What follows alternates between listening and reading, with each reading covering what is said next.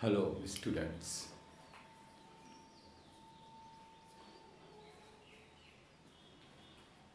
Once again, I welcome you all in this digital class.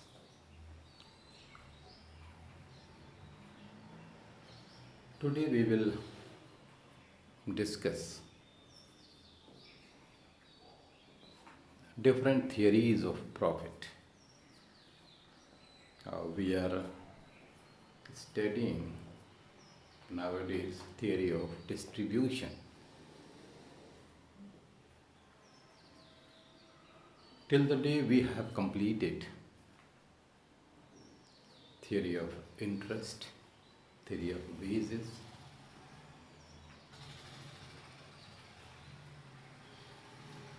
and today we will discuss theory of profit.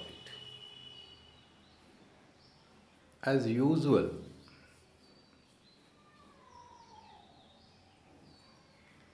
each and every line is well structured and it is being provided to you as a note through this video lecture. I will try to explain different concepts in detail to make the chapter understandable to you all in a very easy manner. So let us start. Profit उद्यमी को प्राप्त होने वाली अवशिष्ट आय residual income लाभ है। उद्यमी वह है जो उत्तरदायित्व रिस्पॉन्सिबिलिटी या अल्टीमेट रिस्क बियरिंग या नियंत्रण कंट्रोल और डिसीजन मेकिंग का समन्वित कार्य करता है।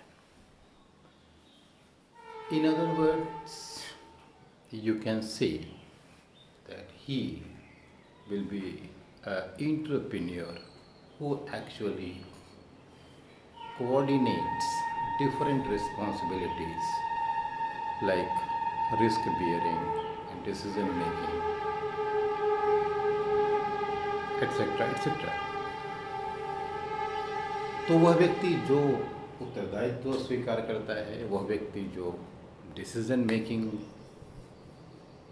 का कार्य संपन्न करता है, वह व्यक्ति जो रिस्क बियर करता है, उसे हम उद्यमी के नाम से जानते हैं। व्यापारी के कुल लाभ को अर्थशास्त्री उसके विशुद्ध लाभ से पृथक मानते हैं।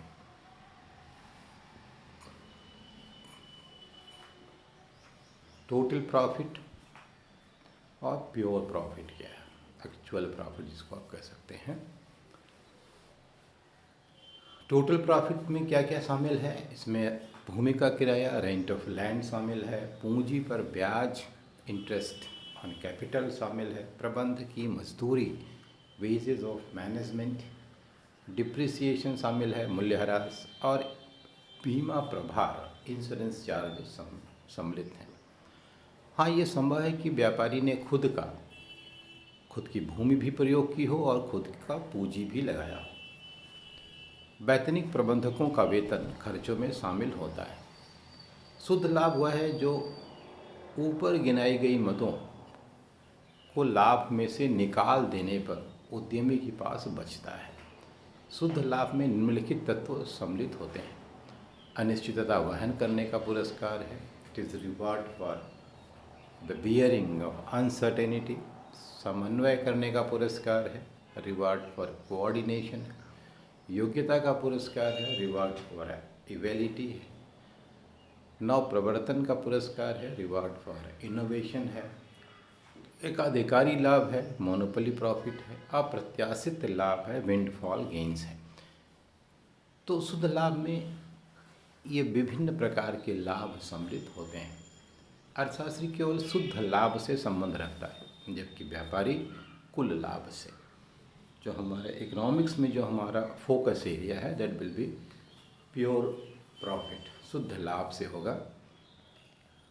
नेचर ऑफ प्रॉफिट, लाभ की प्रकृति क्या है? लाभ की प्रकृति अर्थशास्त्रियों के लिए एक पेचीदा समस्या रही है। 19वीं सदी के अंतिम चरण में टाउजिंग ने इसे मिश्रित एवं विवादग्रस्त मिक्स्ड एंड वेक्स्ड इनकम के रूप में व्यक्त किया। प्रोफेसर गोल्डन के अनुसार के आर्थिक सिद्धांतों में यह आज भी सबसे कम संतोषजनक है। प्रतिष्ठित अर्थशास्त्रियों के अनुसार लाभ पूंजीपति को, जो व्यापार का मालिक होता है, को प्राप्त होता है। मार्शल ने लाभ की व्याख्या उद्यमियों की मांग और पूर्ति के रूप में की। दीर्घकाल में एक उद्यमी को केवल सामान्य लाभ प्राप्त होता है।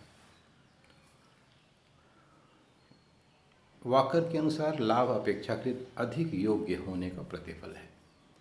हाले लाभ जोखिम उठाने का प्रतिफल है। क्लार्क, नाइट और सोमपीटर के अनुसार लाभ वह आय है जो गत्यात्मक जगत में अंतर्निहित परिवर्तन, अनिश्चितता और संघर्ष से उत्पन्न होती है।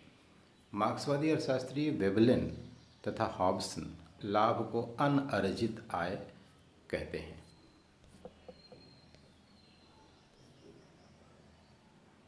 Theories of profit. लाभ के अनेक सिद्धांत व्यक्त किए गए, जिन्होंने लाभ की प्रकृति के बारे में, लाभ के निर्धारण के बारे में, लाभ के प्रकार के बारे में, लाभ के कारण के बारे में अपने अपने तरीके से एक्सप्लेन किया। लाभ का लगान सिद्धांत, रेंट थियरी ऑफ प्रॉफिट, लाभ का जोखिम वहन करने का सिद्धांत, रिस्क बियरिंग थियरी, अनिश्चितता वहन करने का सिद्धांत, थियरी ऑफ अनसर्टेनिटी, लाभ का प्रावैगिक सिद्धांत, the dynamic theory of profit, सीमांत उत्पादकता सिद्धांत, द मार्जिनल प्रोडक्टिविटी थियरी, सोमपीटर का नव प्रवर्तन सिद्धांत, सोमपीटर्स इनोवेशन थियरी, लाभ का मांग और पूर्ति का सिद्धांत, demand and supply theory of profit, लाभ का संभाव्य विस्मय सिद्धांत, potential surprise theory of profit, प्राकृतिक लाभ का सिद्धांत, the native theory of profit. ये कुल 9 प्रकार के लाभ के सिद्धांत चर्चा में हैं, and they all will be discussed in detail during this lecture. Rent theory of profit. Senior ने 1936 में पॉलिटिकल इकोनॉमी में लगान शब्द का प्रयोग किया। असाधारण गुणों के कारण प्राप्त होने वाले सभी लाभों के लिए इस शब्द का प्रयोग किया गया। प्रोफेसर मिल ने भी इसी विचार को अपनी पुस्तक में दोहराया, परंतु पूर्ण विकास फ्रांसीसी अर्थशास्त्री वॉकर ने 1987 में एक लेख में किया, जिसका शीर्षक the sources of business profit था और यह क्वार्टरली जर्नल ऑफ इकोनॉमिक्स में प्रकाशित हुआ। वॉकर के अनुसार लाभ योग्यता का लगान है, जो अधिक योग्य साहसी को कम योग्य साहसी के ऊपर प्राप्त होता है। वॉकर के अनुसार जिस प्रकार रिकार्डो के लगान सिद्धांत में सीमांत तथा पूर्व सीमांत भूमियाँ होती हैं, उसी प्रकार सीमांत तथा पूर्व सीमांत साहसी होते हैं। लाभ पूर्व सीमांत साहसियों की आय का सीमांत साहसी की आय पर अधिक है। संक्षेप में लाभ लगान की भांति एक भेदात्मक बचत है।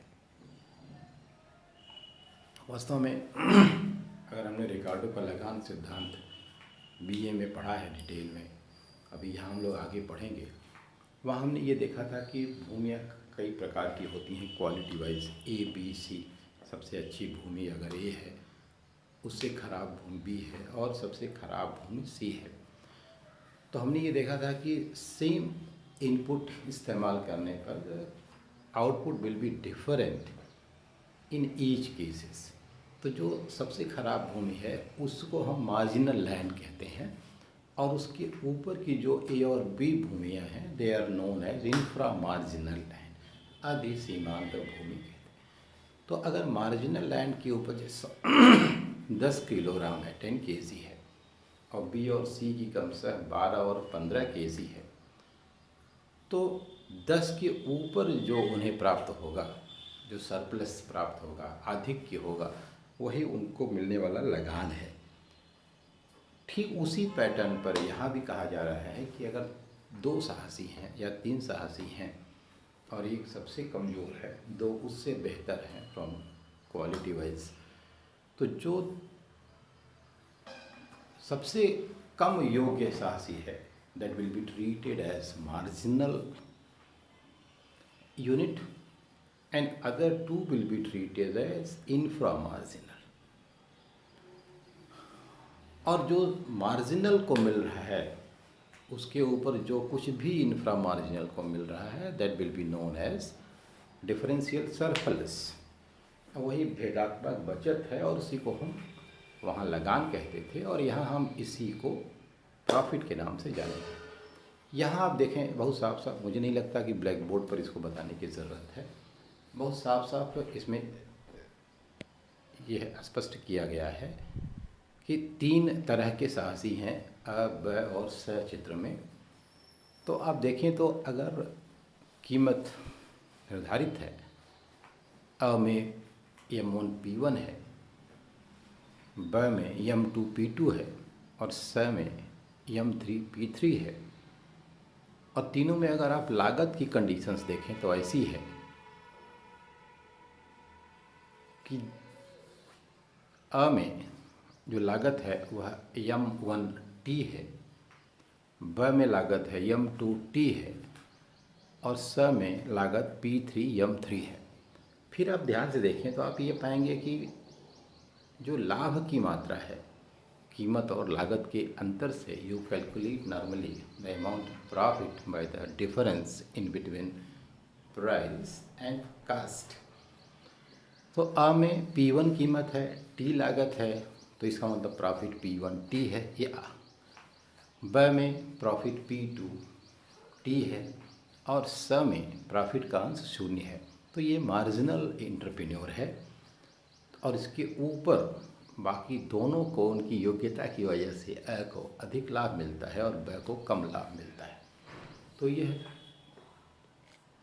रेंट थियरी अब प्रचित्र से स्पष्ट है कि सीमांत साहसी स को सामान्य लाभ प्राप्त होता है, जबकि पूर्व सीमांत साहसी में ब तथा अ को क्रमशः P2T तथा P1T लाभ प्राप्त होगा।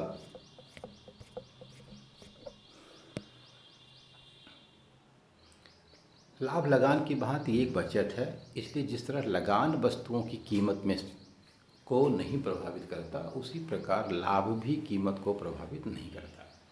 अगर हमने लाभ लगान में आपने ये देखा है कि यह मूल्य में शामिल नहीं होता है, बल्कि मूल्य से निर्धारित होता है, उसी तरह लाभ भी मूल्य में शामिल नहीं होता है बल्कि मूल्य से निर्धारित होता है। वाकर के अनुसार लाभ प्रबंध का पारितोषण नहीं है, क्योंकि वह भी एक प्रकार का श्रम है और उसका पारितोषण मजदूरी होगा। नॉर्मली हम लोग ये जानते हैं ना कि मैनेजरियल स्किल या मैनेजरियल एक्टिविटीज़ के लिए वी गिव प्रॉफिट, लेकिन ऐसा नहीं है। मैनेजरियल एक्टिविटी भी लेबर का एक पार्ट है वह करने का, और for that particular work that will receive remuneration.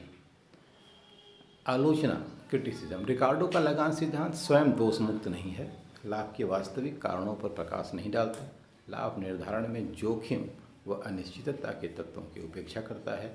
यह धारणा उचित नहीं है कि लाभ कीमत को प्रभावित नहीं करता है।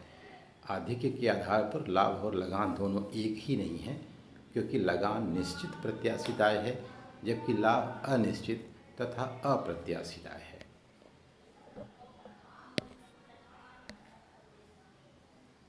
लगान सदैव धनात्मक होता है जबकि लाभ धनात्मक और ऋणात्मक दोनों होता है। लगान स्थिर व प्रायोगिक दोनों ही अर्थव्यवस्थाओं में पाया जाता है, जबकि लाभ केवल प्रायोगिक अर्थव्यवस्था में पाया जाता है। ये कुछ चीज़ें ऐसी हैं जिनसे आप यह कंक्लूड कर सकते हैं कि हम लगान की तरह लाभ को एक्सप्लेन नहीं कर सकते, क्योंकि दोनों का नेचर डिफरेंट है। Uncertainty bearing theory of profit, अनिश्चितता वहन करने का पुरस्कार। प्रोफेसर नाइट के अनुसार लाभ अनिश्चितता वहन करने का पुरस्कार है।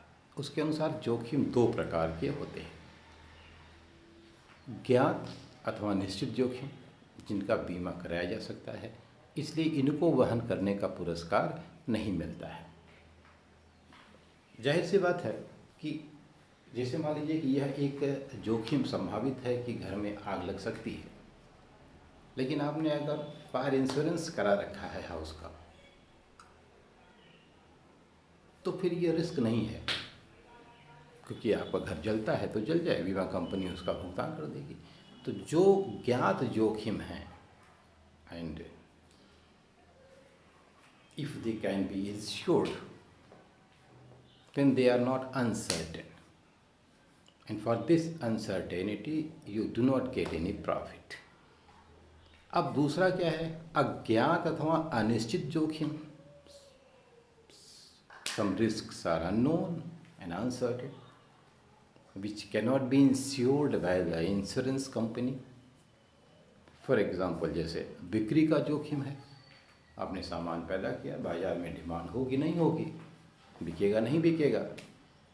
सामान आप जिस दिन बाज़ार में ले गए उस दिन अचानक मौसम ख़राब हो गया, कोई भी ख़रीदार नहीं आया। तो इस तरह की जो जोखिम है, नए आविष्कारों के कारण उत्पन्न होने वाला जोखिम अथवा आर्थिक प्रणाली में परिवर्तन के का भय आदि, इन अनिश्चितताओं को वहन करने का ही पुरस्कार लाभ है। ऐसी अनसर्टेनिटीज जो बियर करता है, चलो ठीक है, मौसम ख़राब होगा तो देखा जाएगा, सरकार बदल जाएगी तो देखा जाएगा, कोरोना महामारी फैल जाएगी तो भी देखा जाएगा। ये ऐसी अनिश्चितताएं हैं जिनको इंश्योर नहीं किया जा सकता, जिनके बारे में कुछ भी कहा नहीं जा सकता है। तो जो ऐसी अनसर्टेनिटीज़ को बियर करता है उसे पुरस्कार प्राप्त होता है। तो नाइट के अनुसार अनिश्चितता को सहन करना भी एक उत्पत्ति का साधन है, और अन्य साधनों के भांति इस साधन की मांग की कीमत होती है, अतः अनिश्चितता की प्रत्येक इकाई उत्पादक होती है। आलोचना लाभ केवल अनिश्चितता का नहीं बल्कि व्यावसायिक योग्यता का भी पारितोषण है। ऐसा भी नहीं कह सकते कि जो केवल अनिश्चितता बियर करता है उसी को लाभ मिलता है। जैसे आपने सुना होगा कि ये कहानी है कि जिन ढूंढा तिन पाइयाँ गहरे पानी पैठ, और मैं बपुरा बूढ़न डरा रहा किनारे बैठ। तो सीख है, आप में बहुत साहस है, बहुत हिम्मत है, बहुत रिस्क लेने की क्षमता है, आप समुद्र में गोता लगा देते हैं। लेकिन ये उतना ही सत्य है कि केवल हिम्मत करने से काम नहीं चलेगा, you must have proper ability. आपके पास पर्याप्त योग्यता भी होनी चाहिए, आप में यह क्षमता होनी ही चाहिए कि आप समुद्र में तैरने की क्षमता रखते हों, अन्यथा कूद भले जाएं आप, वापस नहीं निकल पाएंगे। तो बिना योग्यता के साहसी होने का कोई मतलब नहीं होता है। इसलिए ये कहना कि केवल साहस ही करना बहुत बड़ी बात है, उसी से लाभ प्राप्त होता है, तो इट्स नॉट गुड। साहस without ability will not be fruitful. साहसी की पूर्ति केवल अनिश्चितता से नहीं बल्कि पूंजी की कमी, लगान की कमी, अज्ञानता से भी प्रभावित होती है। अनिश्चितता को उत्पादन का साधन मानना अनुचित है। अनिश्चितता मापनीय नहीं है, इसलिए लाभ का परिमाण मापना संभव नहीं है। यह सिद्धांत आकस्मिक लाभ की व्याख्या करता है, शुद्ध लाभ की व्याख्या नहीं करता है।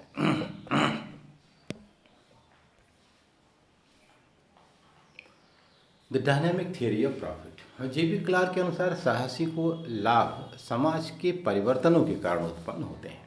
समाज में दो प्रकार की स्थिति पाई जाती है, एक स्टैटिक अथवा जिसको आप गतिहीन स्थिति कहते हैं, दूसरा प्रायोगिक डायनामिक, जिसको आप गतिशील स्थिति कहते हैं। क्लार्क के अनुसार स्थैतिक स्थिति से तात्पर्य है कि निम्नलिखित परिवर्तन ना हो, जैसे जनसंख्या न बदल रही हो, पूंजी की पूर्ति में परिवर्तन न रहा हो, उत्पादन विधियों में परिवर्तन न हो रहा हो, व्यावसायिक संगठन में सुधार न हो रहा हो, मानवीय आवश्यकताओं और गुणों में आदि में। तो पूर्ण प्रतियोगिता इसको आप कहते हैं भाई। इसके विपरीत गतिशील समाज में उल्लिखित तत्वों में परिवर्तन होता रहता है। अगर गतिशील समाज है, डायनामिक सोसाइटी है, तो they all will be changing. Clark के अनुसार बिक्री कीमत तथा लागत के अंतर को लाभ कहते हैं। कीमत तथा लागत के अंतर को सामान्य से परिभाषा, जिसके हिसाब से हम लाभ का नॉर्मली कैलकुलेट करते हैं। स्थैतिक स्थिति पूर्ण प्रतियोगिता में न कोई जोखिम होता है, न कोई अनिश्चितता होती है।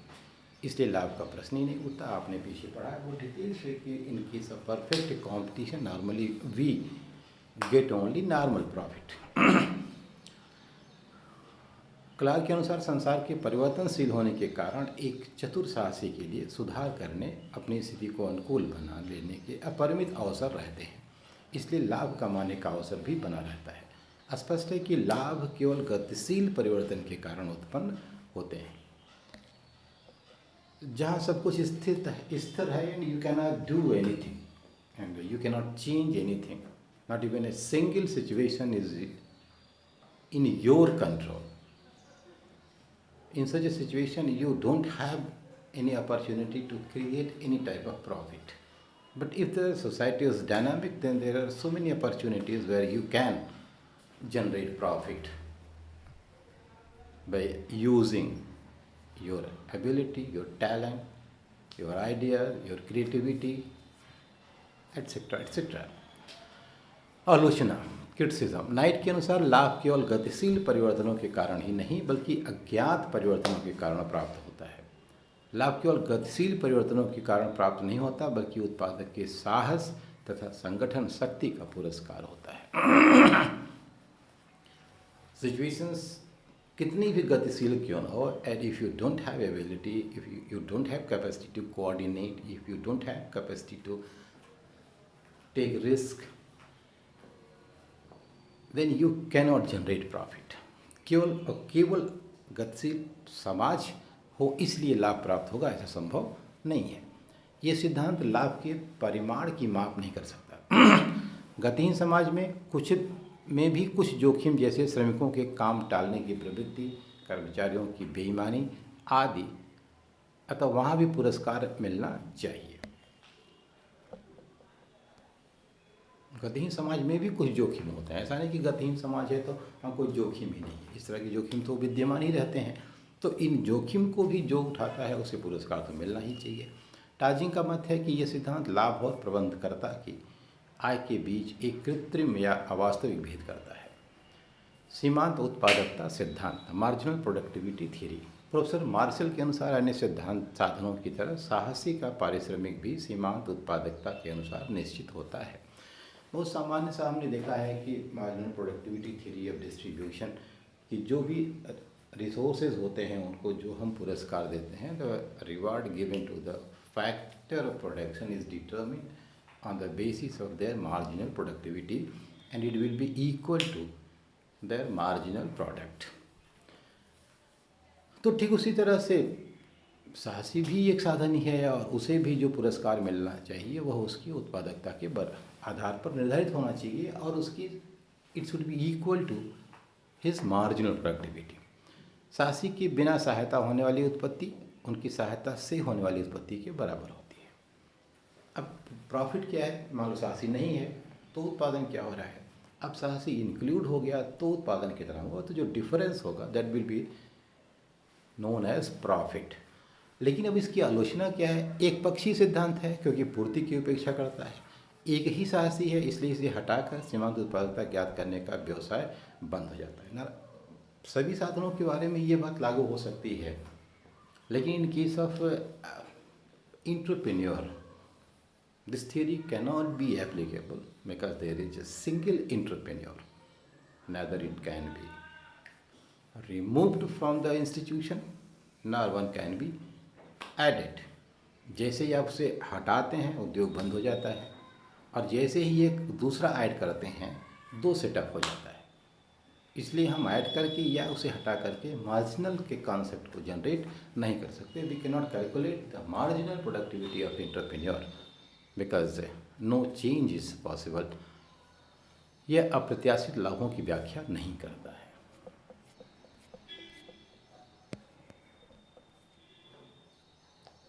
शुम्पीटर का नव प्रवर्तन सिद्धांत, इनोवेशन थियरी। यह सिद्धांत क्लार्क के गतिशील लाभ सिद्धांत से काफ़ी मिलता जुलता है। शुम्पीटर के अनुसार नव आविष्कारों के कारण लाभ उत्पन्न होते हैं।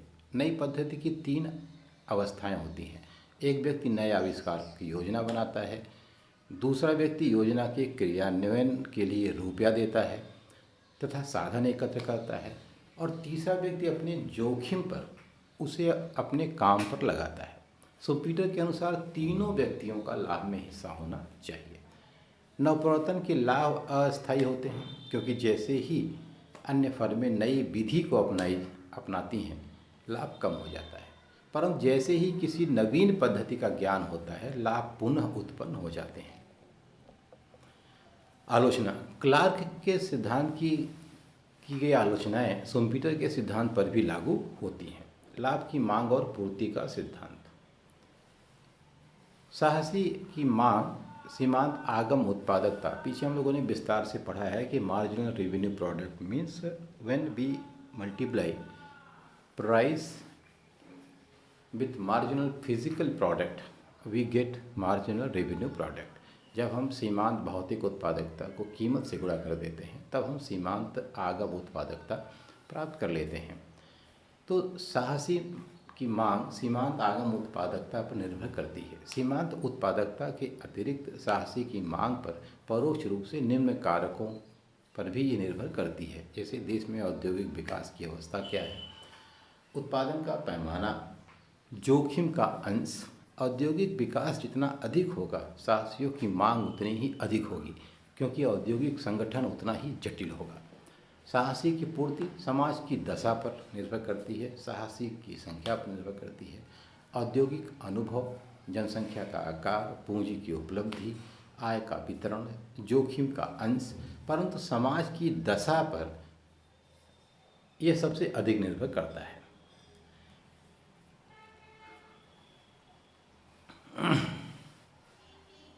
जिस समाज में व्यक्ति सावधान प्रकृति के नहीं है, वहाँ जोखिम उठाने वालों की संख्या और उनके प्रतिफल की दर सामान्यतः अधिक होगी। इसके विपरीत भी, यदि जोखिम उठाने वालों में पूर्ण प्रतियोगिता हो, तब इनका प्रतिफल एक होता है और पूर्ति रेखा एक्स अक्ष के समानांतर होगी। यदि अपूर्ण प्रतियोगिता की दशा है, तब पूर्ति रेखा ऊपर उठती हुई होगी। यदि समाज में सावधान और असावधान प्रकृति के लोगों से मिलकर बना है, तब पूर्ति रेखा का स्वरूप दोनों स्थितियों की पूर्ति रेखाओं को मिलाकर बनाई जाएगी, जो नीचे बने चित्र के अनुसार होगी। ये देखो, मजदूरी ये है, मजदूरी रेखा है, ये पूर्ति और श्रम की मांग है। ठीक है।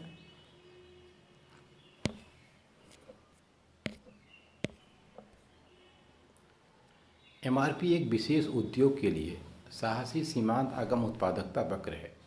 यह वक्र नीचे दाहिनी ओर गिरता हुआ है, जो यह प्रदर्शित करता है कि एक उद्योग में जितने अधिक साहसी होते हैं, प्रत्येक को उतना ही कम लाभ मिलने की संभावना होती है। यह साहसी का पूर्ति वक्र है। सभी साहसी एक से निपुण हैं, इसलिए समान लाभ ओएस इनको प्राप्त हो रहा है। ओएस मात्रा उनकी स्थानांतरण आय को प्रकट करता है। अल्पकाल में उद्योग में साहसियों की संख्या ओएमओन हो सकती है, तब उन्हें असामान्य लाभ SR के बराबर प्राप्त होता, जो पूर्ण प्रतियोगिता में दीर्घकाल में समाप्त हो जाता है। परंतु अपूर्ण प्रतियोगिता के अंतर्गत साहसी दीर्घकाल में भी असामान्य लाभ प्राप्त कर सकता है। विशेषताएं। यह एक संतुलित सिद्धांत है, इसमें मांग और पूर्ति दोनों समान रूप से महत्वपूर्ण है। इस सिद्धांत में यह स्पष्ट हो जाता है कि लाभ लागत है और केवल जोखिम का प्रतिफल है। अब लाभ का संभाव्य विस्मय सिद्धांत, पोटेंशियल सरप्राइज थियरी। साइकिल ने नाइट के लाभ सिद्धांत को आगे बढ़ाया, परंतु साइकिल ने लाभ संबंधी धारणा को नया आयाम दिया। लाभ का स्वरूप व्याख्या से पूर्व लाभ के स्वभाव को समझ लेना उपयुक्त है। प्रोफेसर साइकिल का लाभ सिद्धांत अनिश्चित स्थितियों में निर्णय लेने की प्रक्रिया का विश्लेषण करता है। अब आप ध्यान दीजिए, वास्तव में अनिश्चितता वहन करने का पुरस्कार नहीं है, बल्कि अनिश्चितता की दशाओं में जो निर्णय लेने की प्रक्रिया है, यह लाभ का सिद्धांत उसकी व्याख्या करता है। Process of decision making under uncertain conditions. इस लाइन पर फोकस करने की ज़रूरत है कि अनिश्चितता की दशाओं में जो प्रोसेस है डिसीजन मेकिंग का, साइकिल का लाभ सिद्धांत उसकी व्याख्या करता है। साइकिल के लाभ सिद्धांत का केंद्र बिंदु समय है, टाइम। वास्तविक पूर्ति और पूर्ति प्रबंधन के बीच एक समय अंतराल, टाइम लैग रहता है। जैसे मान लीजिए साहसी की आज डिमांड जनरेट हुई, तो आज डिमांड जनरेट हुई है और एक्चुअल डिमांड कब फुलफिल होगी, इसके बीच में निश्चित रूप से एक टाइम लैग होगा। ऐसा कभी नहीं हो सकता है कि जिस टाइम पर डिमांड जनरेट हो उसी टाइम पर सप्लाई हो जाए। तो कहता है कि ये जो टाइम लैग है एक्चुअल पूर्ति और पूर्ति प्रबंधन के बीच, यह एक समय अंतराल हमेशा बना रहता है। समय अंतराल के अंतर्गत ऐसी बातें हो सकती हैं जिनके बारे में कोई कल्पना भी नहीं कर सकता। अब जब हमने डिमांड की, हमने आज जो मास्टर प्लान बनाया उस मास्टर प्लान के हिसाब से हमने मान लीजिए इस आज की कंडीशंस में हमने एंटरप्रेन्योर के लिए ये महसूस तय किया कि हम उद्यमी के लिए इतना पैसा रखना चाहते हैं। तो अब लेकिन एक्चुअल आपूर्ति के समय जो आज की कंडीशंस थी उनमें क्या क्या परिवर्तन हो जाएगा और कितने में वह उपलब्धता होगी, यह बता पाना मुश्किल है और यह टाइम लैग हमेशा रहता है। तो इसके बीच का जो टाइम लैग है, उस टाइम लैग के बीच के में जो डिसीजन मेकिंग का प्रोसेस होगा, वास्तव में वह इम्पॉर्टेंट फैक्ट है। हमें उसके बारे में जानने की ज़रूरत है। तो कहता है एक समय अंतराल के अंतर्गत ऐसी बातें हो सकती हैं जिनके बारे में कोई कुछ नहीं कह सकता, जैसे बाजार की दशाओं में परिवर्तन, रुचि व फैशन में परिवर्तन हो सकता है। यह अनिवार्य समय अंतराल निश्चित रूप से अनिश्चितता को उत्पन्न करती है और यह अनिश्चितता ही लाभ की आशाओं को उत्पन्न करती है। अब ध्यान दीजिए, नाइट का लाभ सिद्धांत को ही एक तरह से एक्सटेंड कर रहा है, लेकिन ये कह रहा है कि किसी अनिश्चितता को वहन करने की बात नहीं कर रहा है। ये उस अनिश्चितता की बात कर रहा है जो उस टाइम लैग की वजह से, जो टाइम लैग है, उस टाइम लैग के बीच डिसीजन मेकिंग प्रोसेस की व्याख्या कर रहा है कि उस टाइम लैग के बीच में जो अनिश्चितताएं उत्पन्न हो सकती हैं, उन अनिश्चितताओं को जो बियर करता है उसे, उन अनिश्चितताओं को बियर करने वाले को उसका पुरस्कार प्राप्त होता है और वही लाभ है। साइकिल के अनुसार समस्त लाभ सफल अनिश्चितता वहन करने का पारितोषिक है। सक्सेसफुल अनसर्टेनिटी बियरिंग, ये लाइन ध्यान रखने वाली है कि समस्त लाभ केवल अनिश्चितता वहन करने का पुरस्कार नहीं है, बल्कि सफल अनिश्चितता वहन करने का पारितोषिक है। सफल अनिश्चितता, इंपॉर्टेंट सेंटेंस है, you must remember this line.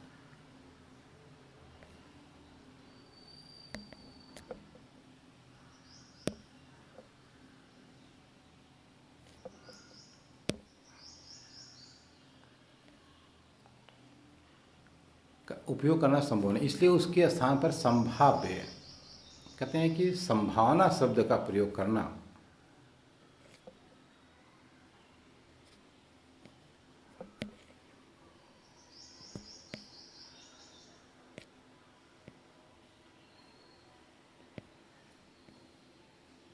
एक मिनट,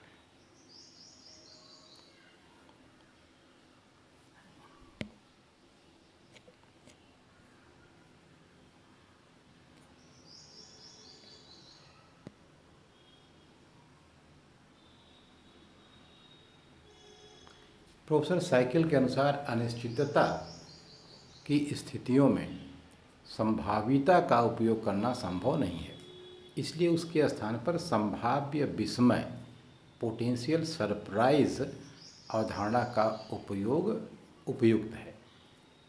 बहुत घबराने की जरूरत नहीं है, वो सामान्य शब्द है। आप पॉसिबिलिटी शब्द किसी के लिए इस्तेमाल करें, उससे बेहतर है कि आप उसके लिए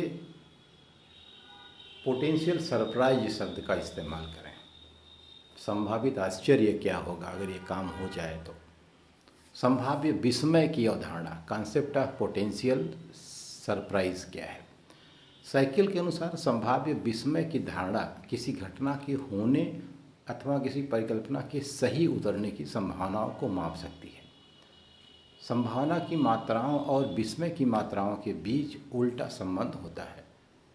संभावना की मात्रा और विस्मय, आश्चर्य, संभावना और आश्चर्य, विस्मय को हम आश्चर्य कहें तो ज़्यादा समझ में आएगा। तो संभावना और आश्चर्य के बीच उल्टा संबंध होता है। किसी परिकल्पना के होने की संभावना की जितनी कम आशा हम करते हैं, उतनी ही अधिक विस्मय की मात्रा हमारे लिए होगी यदि वह परिकल्पना सही उतर जाती है। यदि हमारे दिमाग में है कि ये कार्य तो एकदम नहीं हो सकता है, उसकी संभावना शून्य है, लेकिन यदि कार्य हो गया तो हमें बहुत ज़्यादा आश्चर्य होगा ना। इसका मतलब कि हमारी संभावना अगर शून्य है और वह घटना घट गई तो आश्चर्य अधिकतम होगा। तो अपोजिट रिलेशन हो गया ना, संभावना और आश्चर्य के बीच रिलेशन कैसा हो गया, अपोजिट हो गया। जैसे मान लो कि मुझे ये बिल्कुल, मैं एकदम श्योर हूँ कि at any caste I can not B the principal of the institution, मैं किसी कीमत पर संस्था का प्राचार्य नहीं हो सकता। अब यदि मैं प्राचार्य हो गया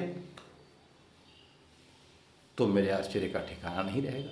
इसका मतलब कि संभावना जितनी ही ज़्यादा कम होगी, वह घटना अगर घटती है तो आश्चर्य उतना ही ज़्यादा होगा।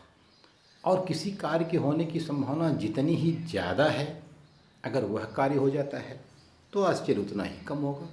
जैसे ये, अगर मैं कॉन्फिडेंट हूँ, situations are in my favour and it is almost certain that I will be the principal of the institution, और मैं प्रिंसिपल हो जाता हूँ, तो there is no surprise, it means it was known.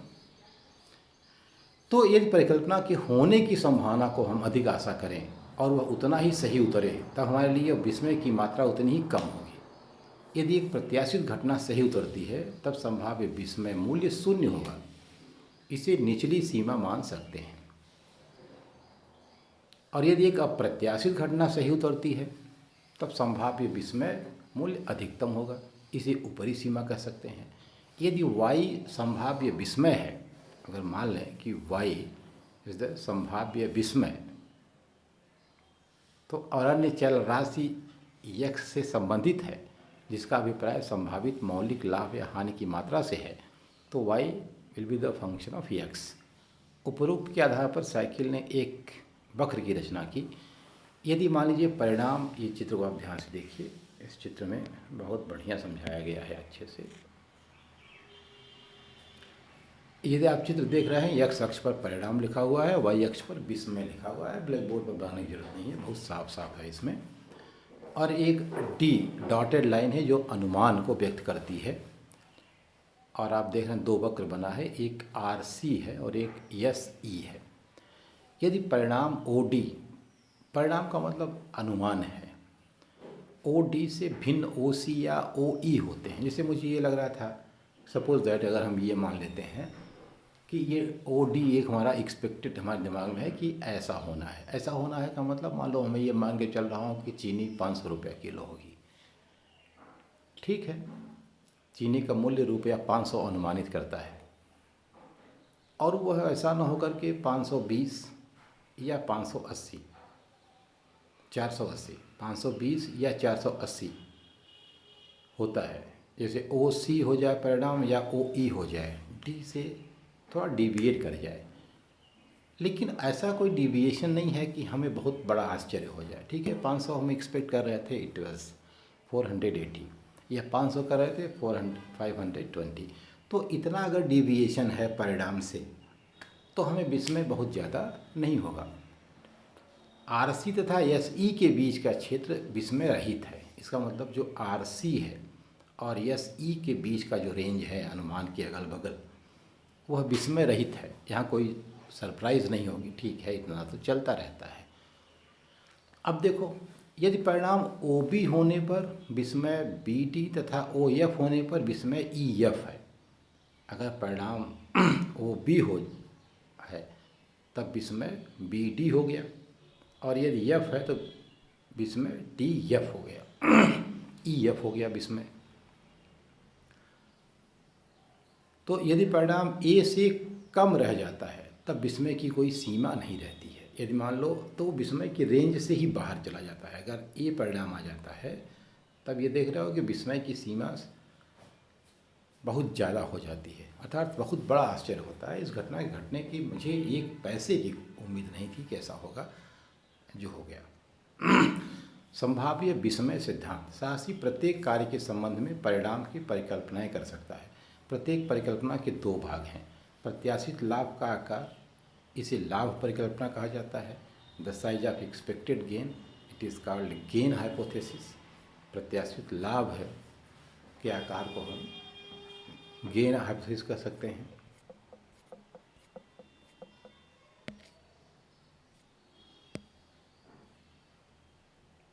अथवा प्रत्याशित हानि का आकार, या इसे हम हानि परिकल्पना कहते हैं। Size of expected loss, it is called loss hypothesis. प्रत्येक परिकल्पना से संबंधित संभाव्य विस्मय की मात्रा।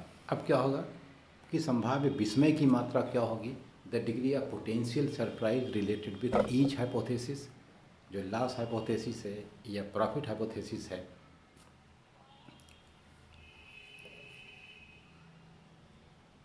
किसी विशिष्ट परिकल्पना के आधार पर साहसी कोई निर्णय ले सकता है। इसको एक परिकल्पना की शक्ति, पावर ऑफ हाइपोथेसिस कहते हैं। एक परिकल्पना की शक्ति उपरोक्त दो बातों पर निर्भर करती है।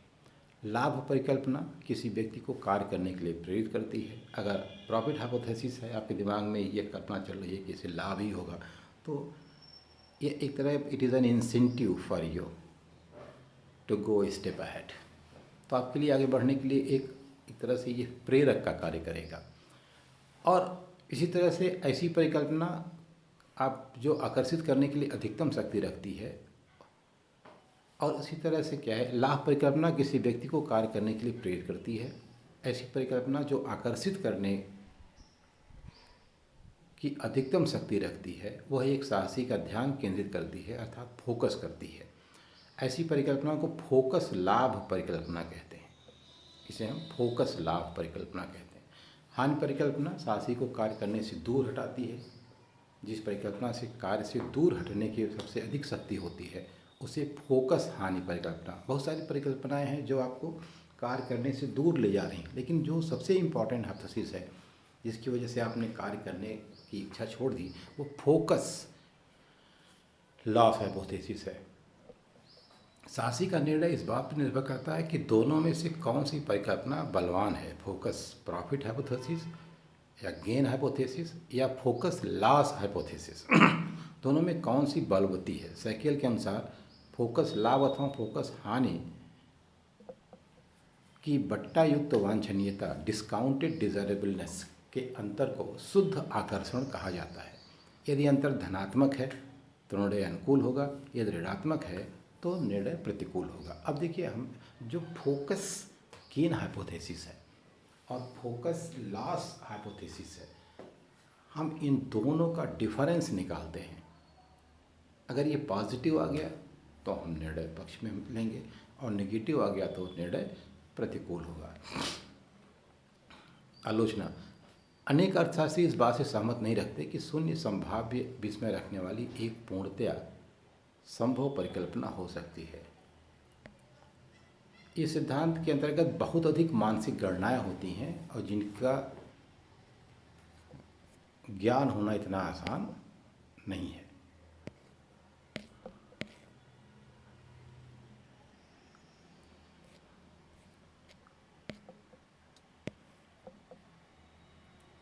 प्राकृतिक लाभ का सिद्धांत, the native profit theory.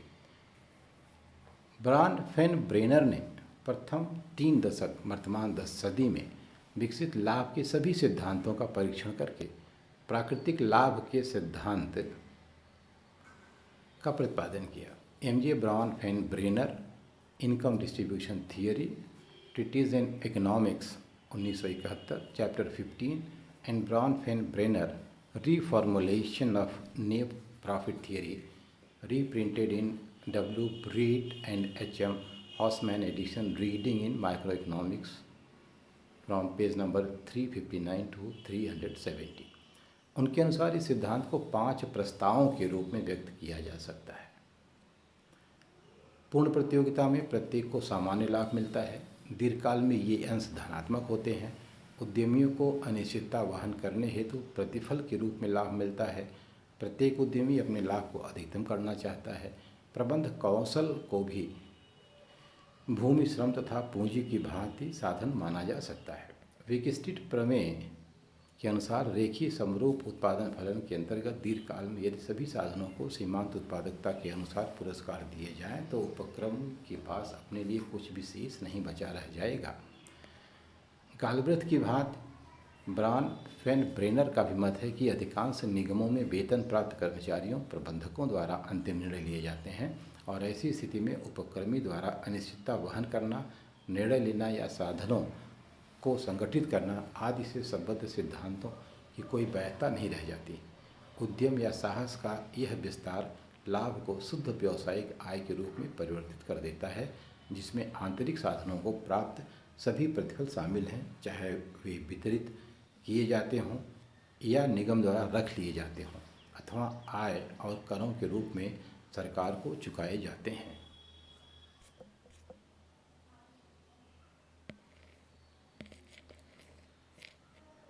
Rent and profit को हम लोग कंपेयर करेंगे रेंट पढ़ने के बाद।